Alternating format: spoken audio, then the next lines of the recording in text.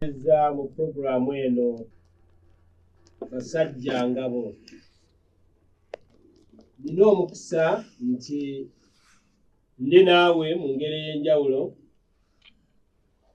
okubanga tusobola okutambula.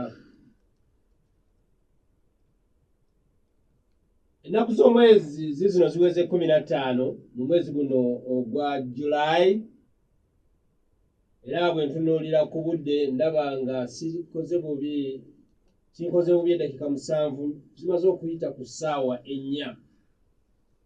Puroguramu nga bwe nkugambye basajja ngabo nga etutuusibwako aba South Kampala Zone kitongole ky'abaami bali ne Kampala School of Paramedicals, so nga ate n'aba Giant Agro Engines nabo tutambula nabo okubanga basobola okuwagira puroguramu eno. Ssentongo Moses nze ndi emabega w'omuzindaalo okwanjulira puroguramu eno. Tulina omukisa nti waliwo ebijja bitambula ne bitukola bulungi, naye wiiki eno tubadde n'ab'entebe mu nteekateeka eya Nakazadde. Twagala okwebaza nti batukoze bulungi ate nabakyatukola bulungi.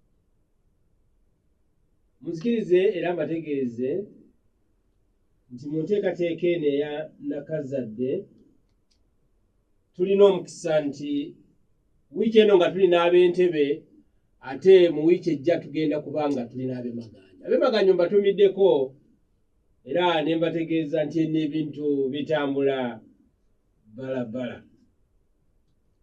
Mu wiiki eno tulina omukisa nga bwe twali twogeddeko nti tujja kukyaza omugenyi ng'ava Ntebe, ngenda kumubanjulira. Munzikirize era mbategeeze okuva mu South Kampala Zone nti olukiiko lwatuula era abakulembeze ba disitulikiti ez'enjawulo, Mukulu Kiyimba ayagala mumutuukirire naddala kubanga twali mu lukiiko olwo olw'okusobola okumanya ebitambula nga bwe bigenda olw'obuvunaanyizibwa obw'abaami. Puroguramu eno esoosowaza omusajja era kyova owulira ng'ebigambo ebisinga twogera ku by'abasajja, so nga ate era esoosowaza omwana ow'obulenzi.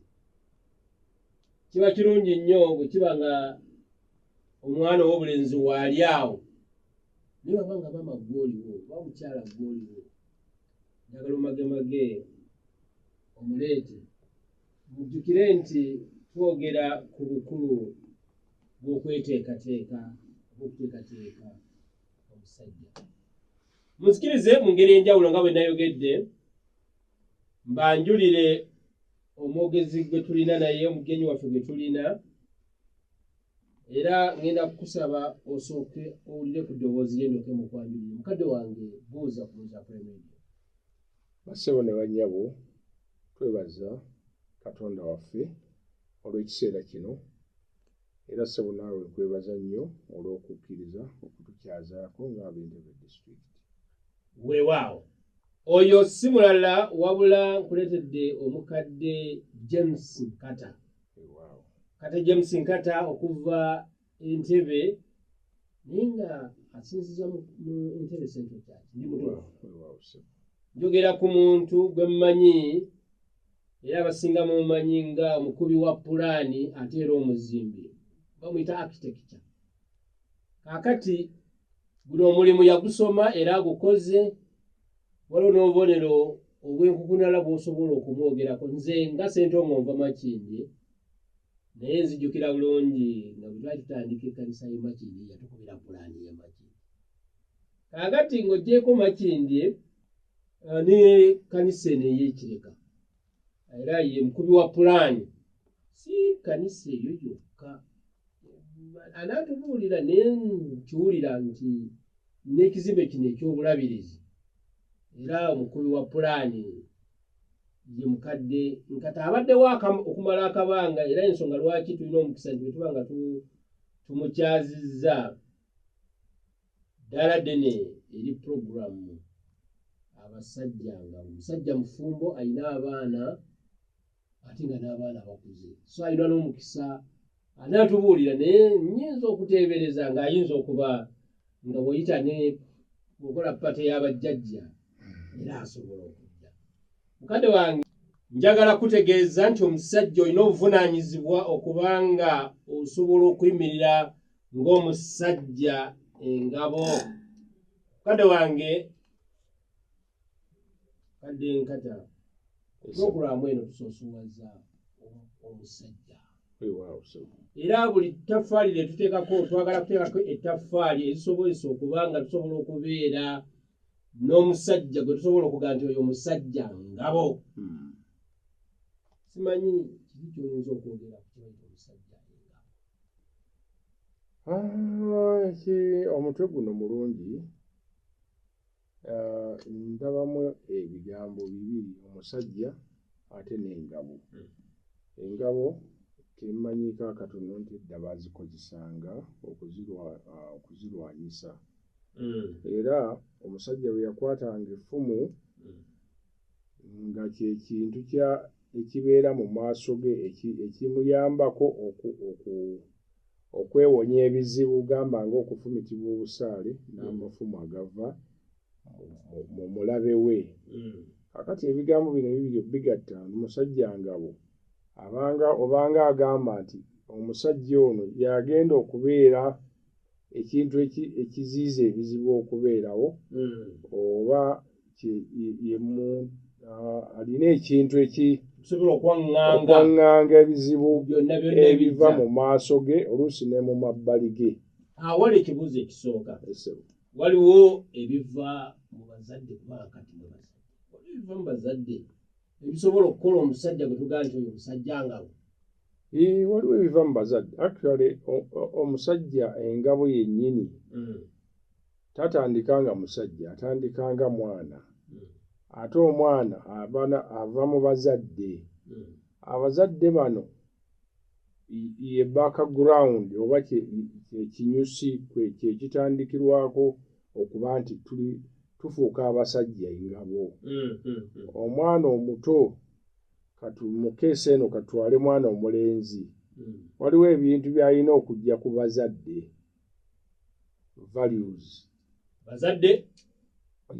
Waliwo ebintu by'alina okujja ku bazadde ebimujja omufuula mu maaso okufuuka omusajja engabo. Kuba Abaganda bo bagaa nti mwana mugimu akola ki? Ava ku ngozi. Bw'aba nga engozi yali nafunafu era omwana tasobola kubeera mugimu. Naye mulimu ebintu ebikolebwa nga biva mu bazadde, gamba ng'empisa. Empisa kye kimu kubikola omwana omulungi ate ne bivaamu omusajja anaabeera omusajja engabo. Empisa ez'awaka, abantu ab'awaka baalinanga okubuuza, baalinanga kuyomba, baalinanga oba kuwemula oba kuwoggana. Mwalimu value endala okukola emirimu, okukola omulimu. Omwana atandikanga amaka agamu mangi nga tegayigiriza abaana kukola, naye mulimu amaka mangi agayigirizanga abaana okukola. Actually nendeyo tulaba abazadde bangi abatayigiriza abaana kukola, ng'abaana babeera ku TV, babeera mu ebyo katuuni byokka batuula ku TV okumala olunaku lulamba na kulya buli mmere. So okukola nabyo ebyaleetebwanga abazadde okuva mu maka g'abazadde. Mulimu value endala ng'obuyonjo. Amaka gaabanga mayonjo oba si mayonjo. Mulimu amaka nga makyafu nga gaaba naye waffe erisebo twabagana amaka nga olaba amaka nga era nga mulimu omanyi edda tebaayogeranga nnyo abazadde bintu binene ku maka g'abannaabwe, naye nga waliwo bye bayisa mu ngero, naye n'omanya nti amaka ago nabano tebagaagala nnyo kubanga amaka si malungi, makyafukyafu n'ebirala bifaanana bwe bityo. Ebyo kijja kudevelopinga omwana omulenzi okubanga mwana ategeerekeka oba tategeerekeka mu buyonjo. mu ngoye ze. Engoye wazoozezza, wayozezza engoye, yoza engoye zo, ebifaanana bwe bityo. Omwana bw'abanga teyafiibwako, nga bwe ngambye, awaka nga si wayonjo, omwana bigoyegoye ayambala bigoye bikyafukyafu, tosuubira kuba musajja oyo ati ajja kuba musajja ngabo mu kweyonja no mu kwerabirira oba n'okulabirira abawaka be, kubanga values entuufu teyazifuna. Value okuva awaka mu bazadde ze zijja zimulambika okufuna omuntu asobola okuvaamu ayinza okwenyumirizibwa n'aga nti buli ekijja kisobola asobola okukyaŋŋanga. Weewaawo nyongereko akalala. Omubiri obuyonjo kitooke kifa ki? Kifa nsalira. Nga batuyigiriza obuyonjo tetwayinanga busenya buno obuzungu buno toothbrush obw'ennaku zino, naye buli obuti ng'olaba taata alina akati asenya amannyo n'akasenya n'akakuba kati akalala n'abaga mufune obusenya bwaliga bwayuki oba bwe butyo, naye nga ezo values, naye nga waliwo amaka amalala ng'abaana ne bamulaba ku ssomero ekinzaali nga kijja bulungi ku linnyo najja nakyo noga mwana munnaffe ng'ayitiridde. So nemba oluusi bagenda n'okukula ng'akuze bw'atyo, ne bw'aba muntu mukulu ng'olaba sijja kwogera nti ekinzaali nga olye okusenya mu wiiki ayinza okusenyamu omulundi gumu oba n'asenya ku makya tasenya, asenya ate bingi ebikwata ku buyonjo n'emibiri. Naye ebyo ebimu ebifuula omusajja okusobola okuba omusajja engabo, agolola engoye.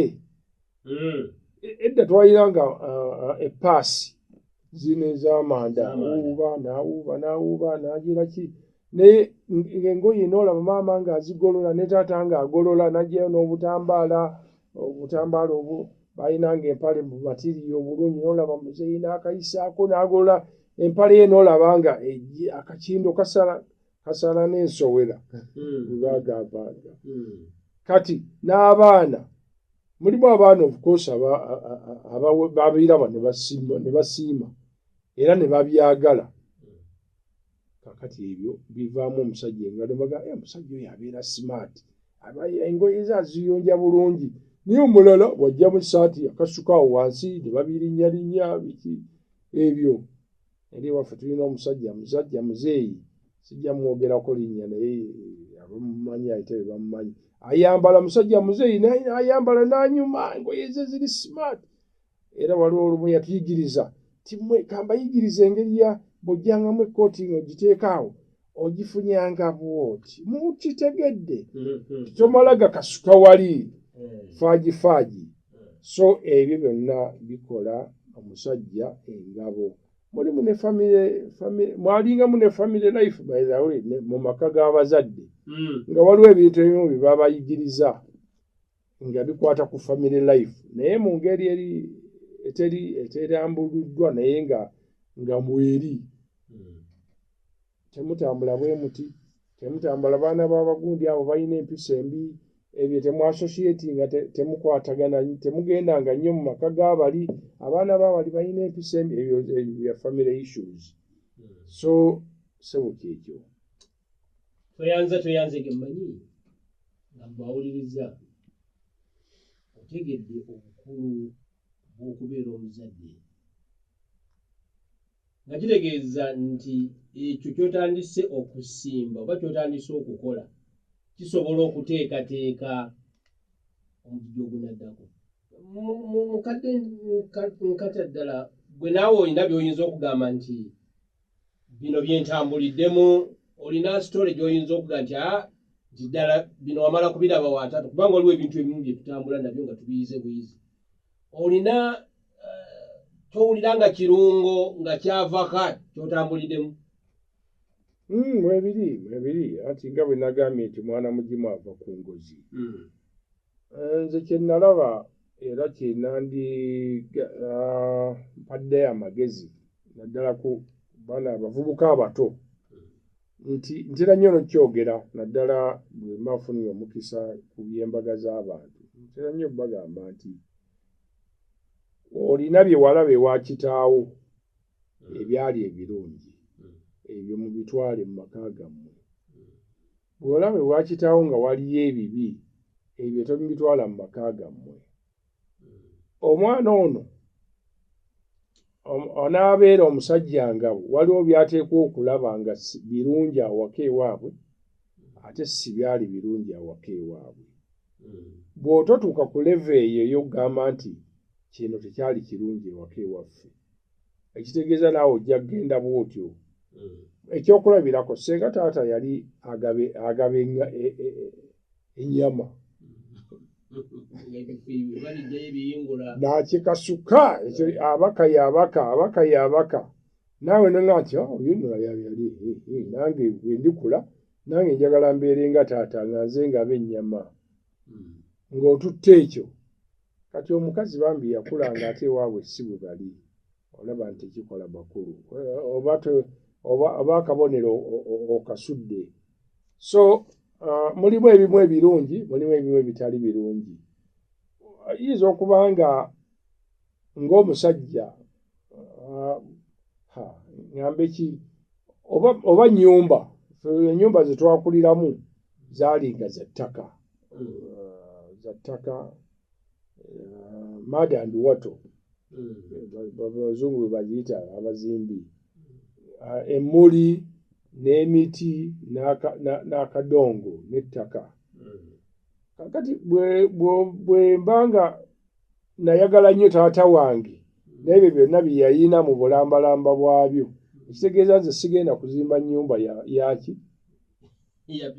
ya bbulooka kubanga njagala nnyo taata wange mulungi nnyo oba maama ekitambaala ekisibanga nga ekitundu ekimu kiri wansi ekitundu kiri waggulu n'omuwala agamba maama wange maama yeesibanga n'anyuma nnyo bagamba tannayitaayita nga gwe olowooza nti evva lyesinga obulungi era ogenda bw'otyo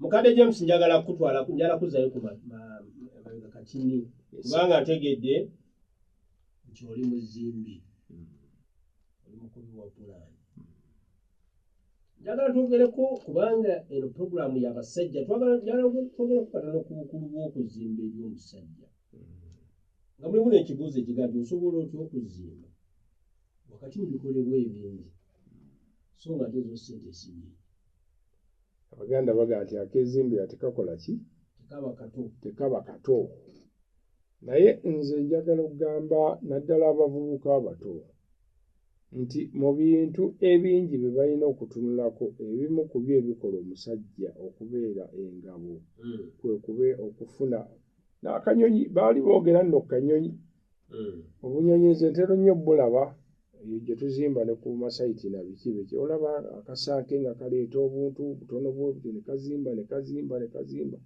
okuzimba kye kimu ku kiraga omuntu omusajja nti alimu saagala kwogera nti ekinyusi weebale kunnyamba ssebo alimu ekinyusi n'ebyo ebimu kubiraga nti omuntu ono afaayo nga oba oliawo tonnatuuka kuzimba weetaaga okusooka nga biri bwe twogeddeko weetaaga okusooka okuba nga oli mukozi ng'oyagala okukola kubanga okukola kwe kuvaamu okufuna ne kuvaamu okuseevinga ne kuvaamu okuzimba eyo vali ey'okukola oyinza ogijja mu bazadde bo abaakuzaala ate oyinza okugijja ku bantu abataakuzaala naye nga bakwetoolodde essebo so ogamba nti okuzimba kirina kuva kubeera musajja mukozi so ng'era alungamiza n'agamba nti kirungo kinene nnyo mu musajja okubanga olina akasiisirako kituufu nnyo oyinza okugabana naffe kubanga abantu abasinga bayinza okulowooza nti okuzimba kuzibu ate nga kuzibu era okugenda okukakkana ebizibu ne basooka babireka ne bakola ebyangu awo tutambudde tutya kati nze nja kuwa kyakulabirako okuzimba bumalirivu. Okuzimba bumalirivu. Naye obumalirivu buzimbibwa. Obumalirivu buzimbibwa. Njagala kubuulira nti abazungu bo balina ekigambo saying kasitative kagamba nti courage is resistance to fear. Courage is resistance to fear. Not absence of fear. Si kubulawo kwa kutya. Naye courage eyo obumalirivu obwo buzimbibwa. Kiddemu bulungi muliza wange akiwulire bulungi. Ogambye nti courage is a resistance to fear. Obumalirivu kwe kwaŋŋanga okutya. Oba okuwakanya okutya. So si butabeerawo bwa kutya. Exactly. Okay. Kakati mu ekyo abavubuka naddala abasinga obungi bo balowooza nti okuzimba kuyinza okuba kuzibu nnyo. Naye okuzimba ng'onoozimba tozimba kusooka na kuzimba, osooka kuzimba mu mutima. N'oba nga ebirowoozo byo byagala okuzimba, buli kintu ky'oyagala okukola osobola okukituukako kubanga bw'okyagala kitegeeza kijjawo okutya. Otandika okufuna obumalirivu obw'amaanyi nga totunuulidde na ku kutya. Omukadde njagala okukutegeeza nti ebintu bingi bye tutya oluusi tebiteekwa na kutiibwa. Waliwo ekyokulabirako batera okugamba nti waliwo abantu abatya ebisiikirize byabwe kubanga akiraba kiringa oba bw'aba yalaba ku bifirimu biro ng'alaba nga kiringa devo kiddugala. Oba otiridde bwereere kubanga ky'otya ate tekiriimu makulu nnyo. Ate okuzimba nga bw'ogambye, okuzimba is a process. Kitandika mpola ne kigenda nga kyeyongera.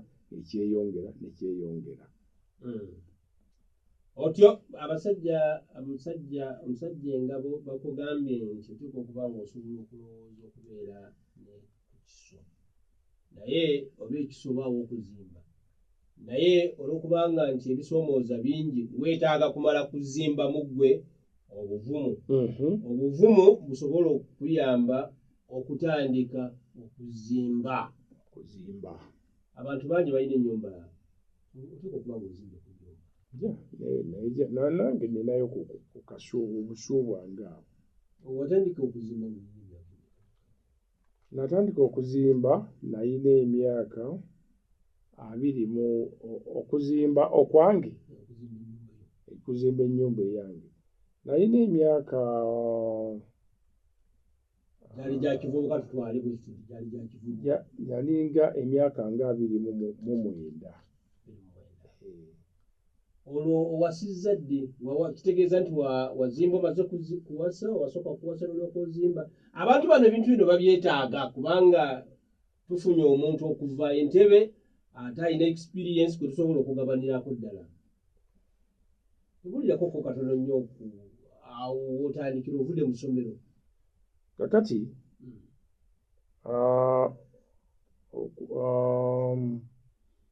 nze nawasa nina emyaka 25. 25 years mu 1984. Akabanga kanenemu. Naye amangu ddala nga naakawasa netandika okulowooza nenzijirwa ekirowoozo naddala omukyala bwe yafuna olubuto ate netandika okweraliikirira.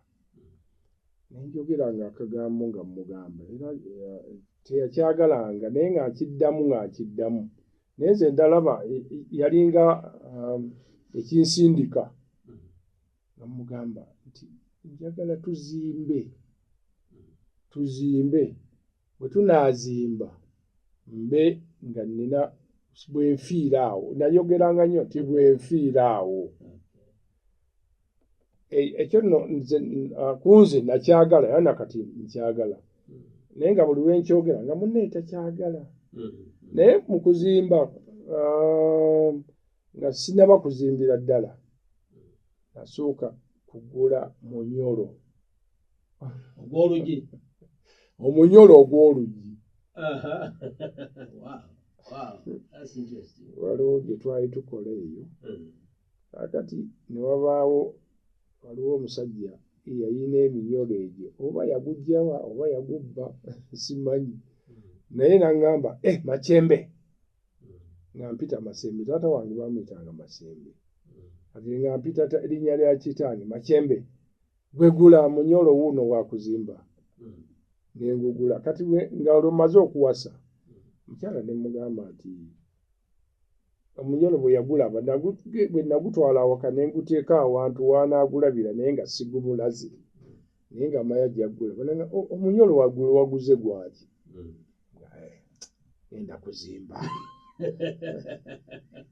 ngenda kuzimba ogenda kuzimba luddawa tutofaayo ijja kulabawo owulire olusajjasajja olwo olusajja ngabo ne mugamba tujja kuzimba kati awo baithawe okuva olwo omusajja bwe yanguza omunyolo ogwo netandika nnyo okulowooza ate ekyokuzimba nenoonya awantu ekifo nengulayo puloti byali biwanvumu ebyokugula puloti sitole mpanvu wanvu naye netufunayo kapuloti mu ntebe awo ne tutandika mpola mpola okugenda nga tuzimba naye okuzimba okwo nga si kwa ssente kuba nali mulenzi muto ne ssente sizirina naye mpola mpola nga tugenda olw'okuba nga bwe nagambye nti kinali njagala nali nkyagala kinali njagala nali nkimanyi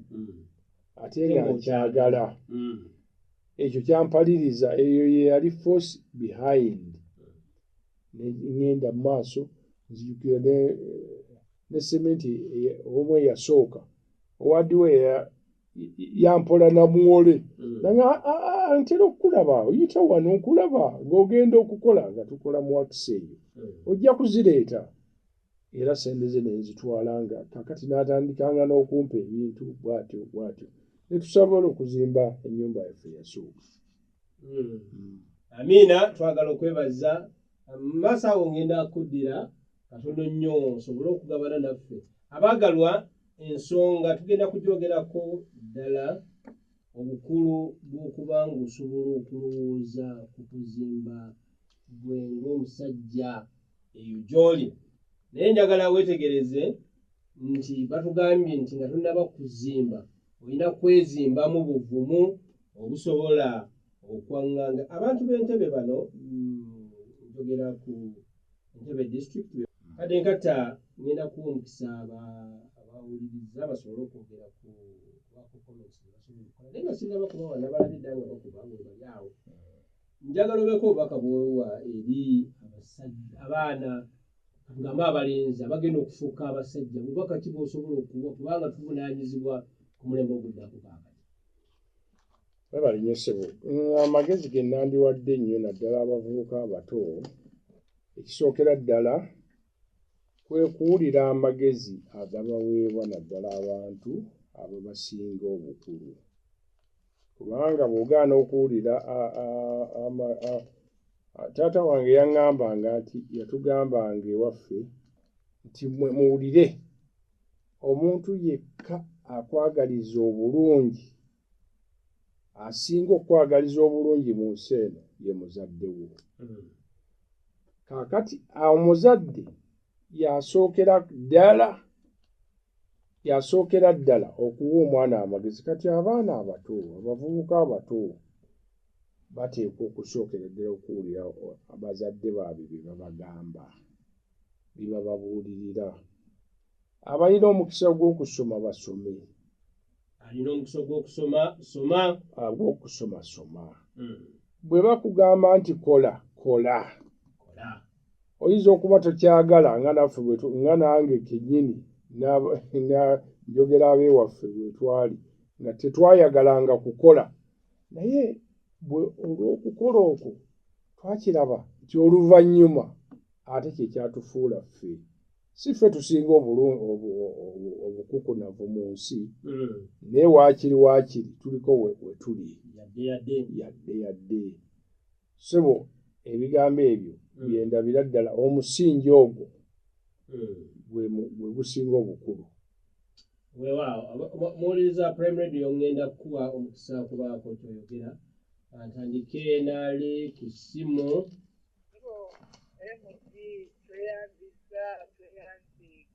Engeri gy'ofaayo mu basajja ngabo n'omugenyi tumweyanziza naye bw'anaaba amalimu ambuulire nkata kiggwayo edda nga nkyali waffe eŋŋoma nalabanga enkata naze beetisa amazzi eyo kampweere ebo tumweyanziza Rwabugema University nze Kato eggayaaza tuli basanyufu nnyo bwe tuwulira abakukunafu gaabo naye nsaba atangaaza ebintu bino bisatu abakukunafu ebbanga lye yaliwo ng'akula n'abakukunafu bakaakati beebamu bano abaafuuka ng'abafuzi b'amatwale basita kange kubanga okusinziira ku bigambo bya taatawe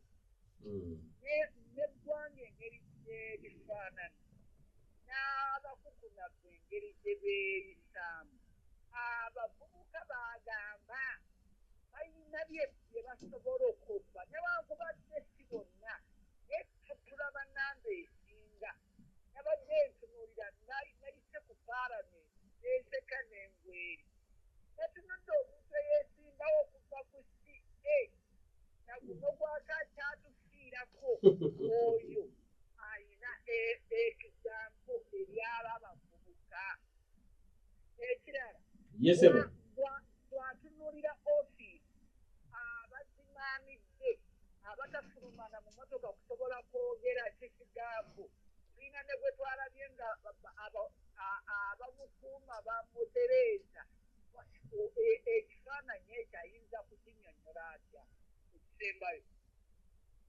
bwatunula ekonomi ya Uganda bweri ebbanga lyamaze alaba nga omuvubuka wa kakati ayina waateeka omutwe ebo nga mumaliriza atumire ku Bugema tuyina essomero e Bugema tuyina yunivasite tuyina eddwaliro bw'oba oli mulwadde wanjo jangu e Bugema tukujjanjabira bwereere Dr. Israel Kafeero omutumidde omusumba William Bagande ne Dr. Joseph Kabuye ne Betekidyo aleka yaza kantu miitingi etuuse egenda kuleebera omusumba Kalumba Johnson Saro fenna kantu miitingi tuvunaanyizibwa omusumba Kasiriivu abaagala nnyo emodi tweyanziza. Okay, tweyanzege oyo abadde Kato naye kawula Kato nfiireko kubanga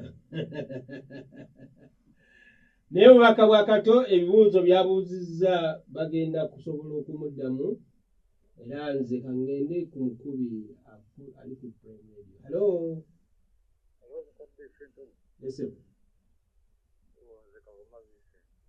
Yese ompulu Kavuma.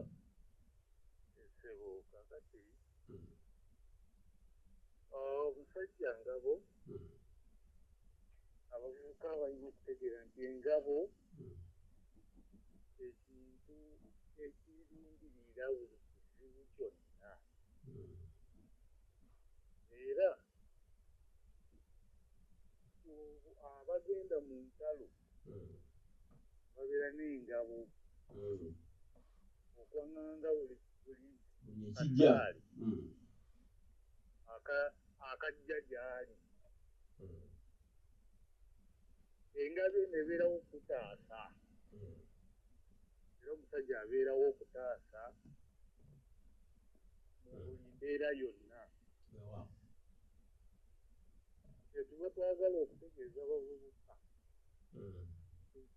mu bulamu bwonna omusajja nga bo aliwo okutaasa mbeera yonna eyinza okumwangana oba okwanganga amaka oba buli nsonga yonna esobola okujja mu maaso ge.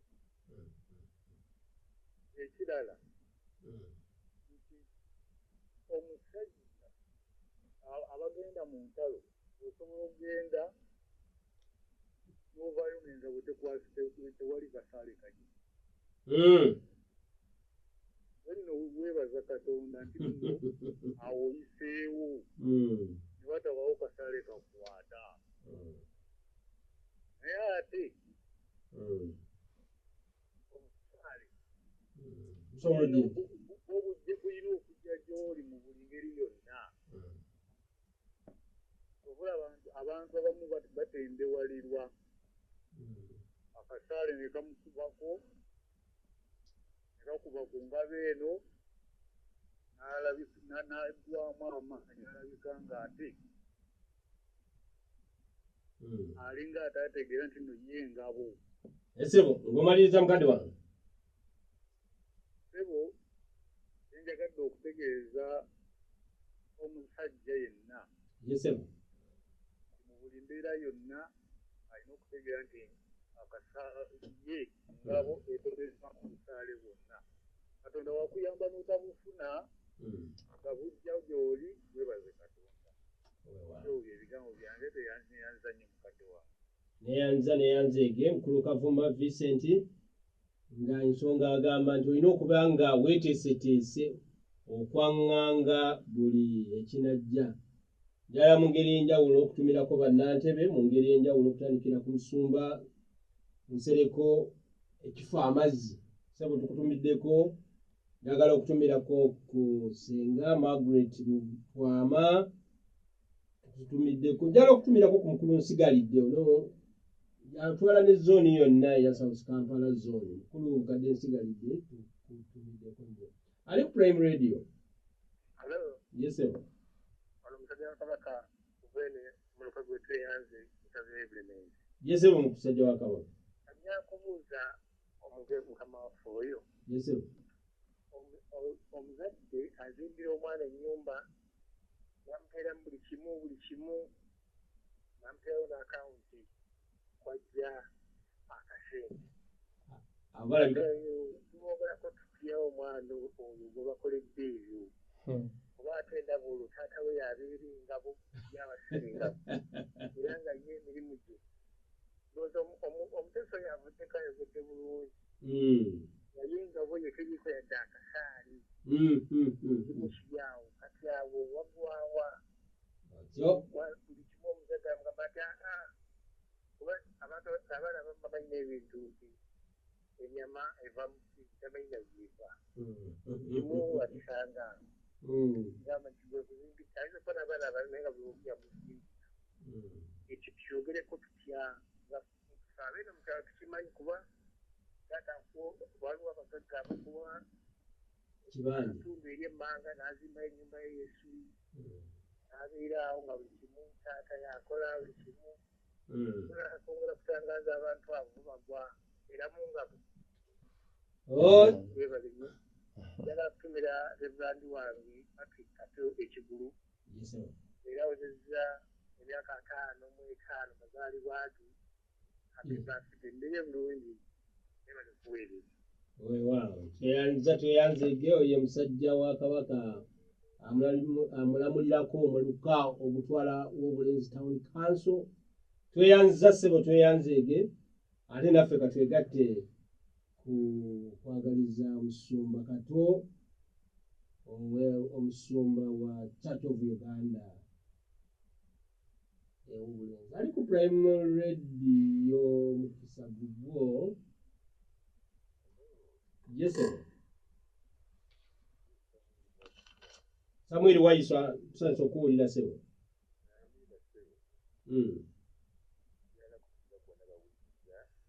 Yes, sir.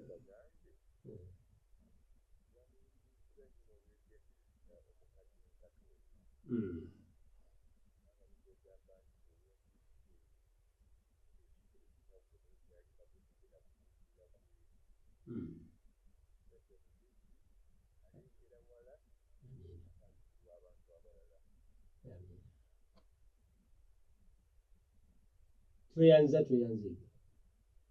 mukulu Samwiri Waso Sumba Waiswa so mukadde wange tweyanzege omanyi bw'otataddeko kyamusomba n'ezookambula naye tusanyuse nnyo oyo litaadi jeno tweyanza sebo tweyanzege olwa byonna ali ku Prime Radio. Halo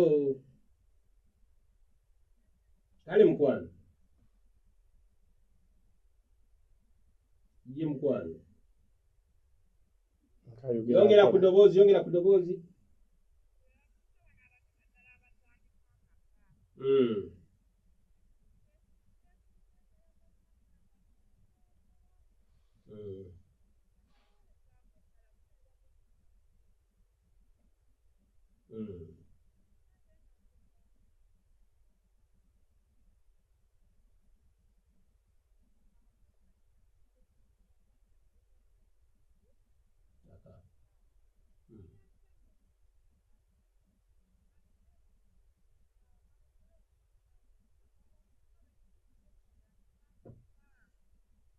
Okay.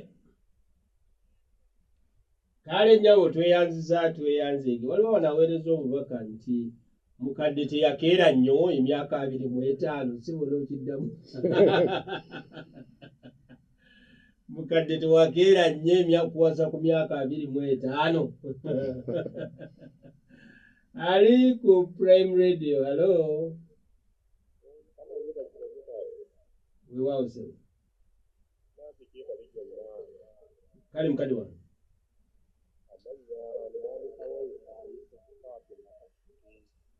mukulu Yokosafaati Nakaseke sebo yesebo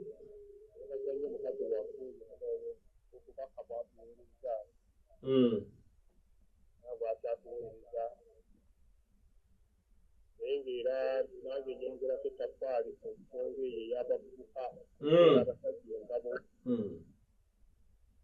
bayibuli egamba mu kitabo ky'omubuulire sura 12 olusooka era ojjukiranga omutonzi w'omubiri ebyobuvubuka bwo abalenzi abo ogwambidde mukama waffe okumukulembeza mu byonna emmere era enejja obulungi era nga fena twagala okutulya efumbibwa ku masiga 3 naye kwongeza n'ekitabo kigerimu n'oteeka waabi yensonga yagiddwawo bakulembeza byonna okubuulirira kw'abazadde oba okukola kutya kw'abazadde ebyo n'amaka agamu nga mukama waffe taliyo era nga balina bye balina oluusi era nga beesiga n'okumanyi gaabwe magezi gaabwe n'ebirala n'ebirala naye ng'omuvubuka wanaabeera engabo w'olwaleero ddala mukama waffe nga yakulembera mu byonna nga kyagenda okukola byonna nywereza mukama gwasooka okulembeza tuwa bigambo naye ebikolwa kubanga bangi twogera nnyo nti tuli basaali naye ebikolwa byaffe nga biraga kitala naye mukama abeera muvubuka w'olwaleero akolenga omubuulizi ono bwe yabuulira omuvubuka. Kale mukadde wange tweyanzege mukulu Yokosafaati Nakaseke abagalwa ndaba ng'obudde obungenzeeko so nga mbadde njagala omukadde nkate ono y'omu ku bannantebe abagundiivu era amanyiddwa obulungi tufunye omukisa okumukyazaako mu studio wano ku puroguramu eno Basajja Ngabo era njagala kumuwaayo omukisa kubaako byasobola okuddamu ku ebyo ebibuuzibwa n'ebisobola okutangaazibwa kubanga akadde tekali kubulibwa. Sebo bannange mwebale nnyo ababuuzizza mubasibu ne bannyabo. Omukulu Kato weegayaaza yabuuza nkata kitegeeza ki kata linnya ery'ab'enseenene era lituumibwa abaana abalenzi abakulu ababa omwana asooka omulenzi kati kitegeeza era naawe enkata eyo gye weetissa amazzi nga tukyali mu kyalo eyo kitegeeza nti gwe weetisse obuvunaanyizibwa bwa banno abalala bonna. So nno linnya lya buvunaanyizibwa nnyo wadde enkata tezitera kufuna mpeera ate ejjukira twazisambanga busambi naye nga bwekityo bwe kitegeeza. Kati ebirala abakulembeze ba leero ebyo byabufuzi sijja bigendamu nnyo baleetera mu mmotoka bajjenero obirekera bajjenero ebyebyenfuna ebyo buli omu abimanyi naye kiffe kye tugezaako ng'ekkanisa kyegezaako okukola kukubiriza abantu bayigirize abaana bonna babalenzi oba bawala okubeera abakozi naye naddala ffe ebitukwatako ennyo abaana abalenzi bayigirizibwe okukola babeere abasajja engabo. Mwami Kavuma Vincent annyonnyodde ku basajja engabo akyogedde bulungi tukwebaza nnyo Ssebwebale. Musajja wa Kabaka teyayogedde erinnya yayise musajja wa Kabaka ye Jjingo okuzimbira omwana ennyumba.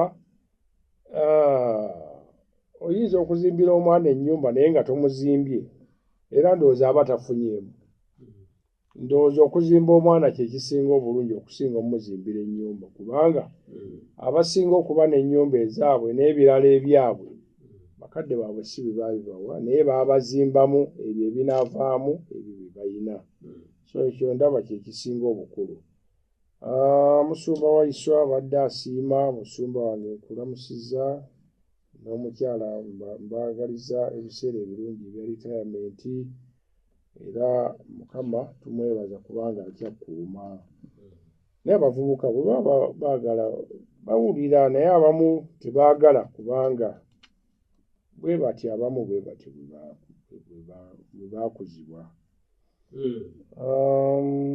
Omukyala omu agambye nti abavubuka abatayagala kukola kuwasa amaka baludde okutandika amaka. Abavubuka nze kyenjagazako kankigatte n'omulala yaga nti naye tewayanguwa okuwasa bw'obanga toyina nnyo kikusiba kuwasa naye ng'oli musajja wandiwasizza mangu omuvubuka. Okuwasa amangu kikuyamba okusobola okutegeka obulungi obulamu bwo obw'ebiseera eby'omu maaso kubanga oba ofunye omanyi okuwasa kitegeeza okufuna obwongo obwokubiri oba ofunye omutwe ogwokubiri okuva ku gugwo n'oba nga ofunye obwongo obulala ne bwegatta wamu n'obubwo ne musobola okugenda mu maaso. Asembyeyo ndowooza abadde naye aggumiza ekigambo kya Bayibuli mu Proverbs Zabbuli 27 nti Mukama bw'atazimba nnyumba abazimba bazimbira bwereere. Mukama y'ateekwa okutuzimba.